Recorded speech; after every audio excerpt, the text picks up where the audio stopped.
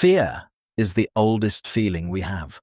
Before language, before memory, before we understood anything about the world around us, we understood fear. It's the thing that kept our ancestors alive in a world full of predators and danger, and it's still running quietly in the back of your mind right now, scanning for threats you don't even notice. But fear isn't just one single thing. It comes in dozens of different forms. Some of them you'd expect. Some of them are so specific they sound almost impossible to live with. And some reach so deep that they shape entire lives. So from the spider in the corner of your room all the way to the fear of fear itself, this is every type of fear explained. We'll start with the one almost everyone feels at least a little, arachnophobia, the fear of spiders. It's one of the most common phobias on the entire planet, and scientists believe part of it is actually built into us. For millions of years, the humans who instinctively avoided small, venomous creatures were the ones who survived long enough to pass on their genes. So that sharp jolt you feel when something with too many legs scurries across the floor isn't weakness. It's ancient survival wiring, still firing inside a modern world where most spiders can't hurt you at all. Next is acrophobia, the fear of heights. Stand at the edge of a tall building or a steep cliff, and your own body can turn against you. Your legs go weak, your head starts to spin, and every instinct screams at you to step back from the edge. For people with severe acrophobia, it doesn't take a mountain. Even a balcony, a ladder, or a glass floor can trigger full-blown panic. It's your brain wildly overestimating the danger of the drop and then refusing to let you forget it for even a second. Then there's claustrophobia, the fear of confined spaces.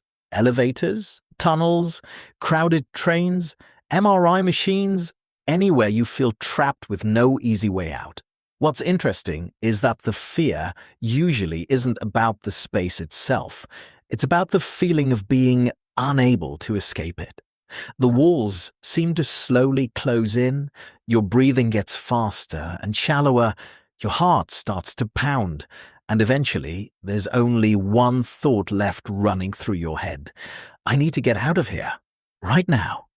Now one of the strangest fears on this list, trypophobia. The fear of clustered holes, honeycombs, lotus seed pods, sponges, bubbles, certain patterns in skin. For people with trypophobia, these clusters trigger an intense, crawling wave of disgust and unease.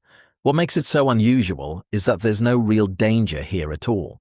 Some researchers think the brain mistakenly links these patterns to disease, infection, or decay, setting off an internal alarm that doesn't logically make sense, but absolutely feels real to the person experiencing it. Then we have thalassophobia, the fear of deep open water.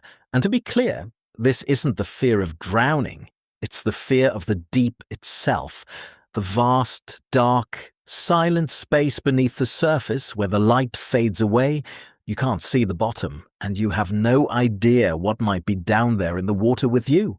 It taps directly into one of our most primal instincts, the dread of the unknown, stretching out endlessly in every direction, with nothing solid to stand on and nowhere to hide. Here's one that hides in plain sight. Astraphobia, the fear of thunder and lightning. It's especially common in children and animals, but plenty of adults carry it too.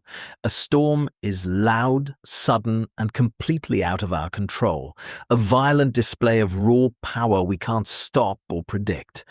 The unpredictability is what makes it so frightening. You never quite know when the next crack of thunder will hit, and that constant anticipation can keep someone on edge for the entire length of a storm. Next is emetophobia, the fear of vomiting. It sounds minor at first, until you realize just how much of a person's life it can quietly take over.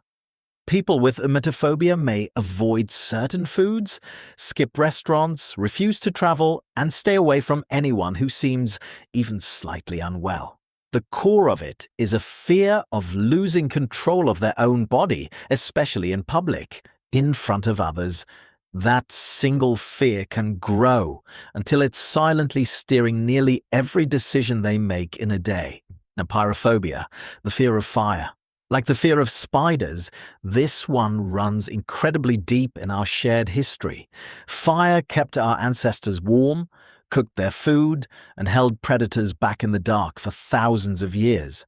But in an instant, that same fire could destroy everything they had.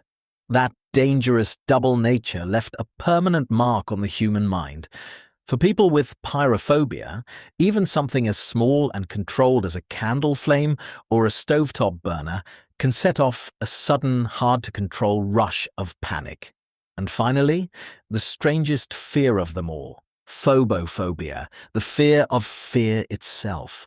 People with phobophobia become terrified of the physical sensations that fear creates, the racing heart, the tight chest, the shortness of breath, the rising panic. And here's the cruel part. Because they're so afraid of those feelings, simply worrying about them is enough to trigger them, which creates more fear, which triggers the sensations again. It becomes a closed loop that feeds entirely on itself. Fear giving birth to more fear, around and around, with no clear way out. So that's every type of fear. From the everyday to the deeply existential. Some of these were wired into us millions of years ago, back when survival depended on them. Others come from the most human parts of us, the need to be remembered, the dread of the unknown, the awareness of our own ending. Fear isn't a flaw. It's one of the most powerful things our minds ever built to keep us alive. The real question is, just which of these got under your skin the most? Let me know down in the comments which fear hit closest to home, and make sure to subscribe for a new side note